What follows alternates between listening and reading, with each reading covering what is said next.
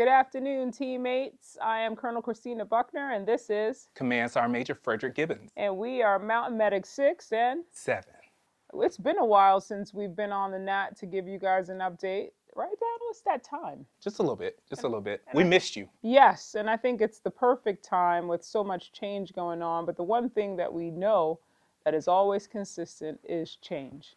And yes, if you have been watching the news lately, the federal government is going through quite a bit of change. So is the rest of the world right now.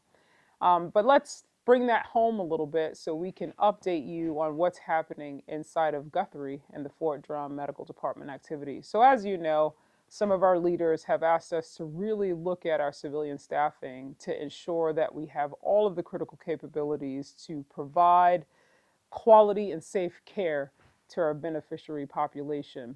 Yes, amidst the downsides of civilian staff in our federal government.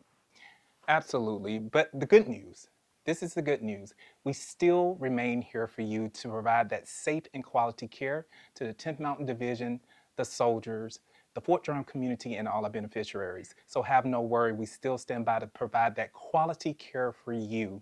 You are our number one priority. Absolutely, Battle. Number one priority all day, every day.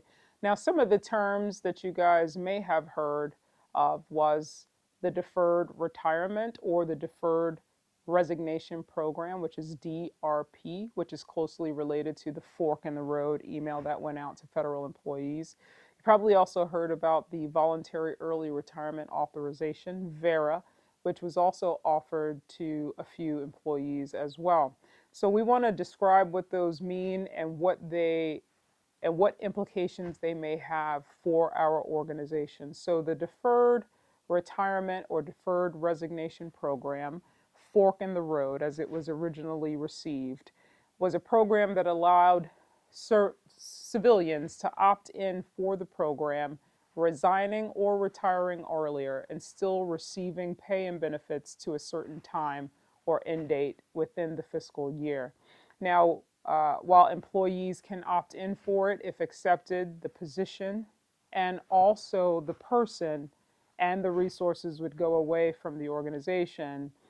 However, what we have received was quite a bit of exemptions, allowing us to keep our critical capabilities here to provide services to you. Now, yes, the news is true, and we are going through another round of the Deferred Retirement and Resignation Program. Our exemptions still hold firm, and we will provide updates once we complete the second round of the DRP. Anything else you want to add about DRP, Battle? I think that was very well said. Awesome. Now, for VERA, the Voluntary Early Retirement Authorization, right, is really for those employees who meet time and grade, age requirements, time and service, right? So that means they are in, near, or around their retirement age or time and service and can opt in for that early retirement. For those that elect for that, that's only a select few within the organization. Same thing applies. The position, the people, and the resources also go away. But I will tell you, to this point, no one's opted in for that. And we also put in exemptions to make sure that we can hold on to the people and still provide you with those capabilities to deliver safe and quality care. So we're very excited about all of our efforts to preserve those capabilities. We're trying to hold this organization steady throughout so much change. Yeah. Because we know, like my battle buddy said, you guys are our number one priority, and we're doing everything to make sure that delivery of quality health care stays at the forefront of your entitlements here on Fort Drum. Yeah, absolutely. But I think with the VERA, they'll get a notification, They correct? will. It comes out to each person Yeah. individually. Yeah. So if you're eligible for VERA, you will get a notification letting you know that you are eligible for that program. So everyone will not receive the notification, but those who are eligible will receive the notification. Absolutely. Yes. So we got some good things coming Yeah. up, just to let you know.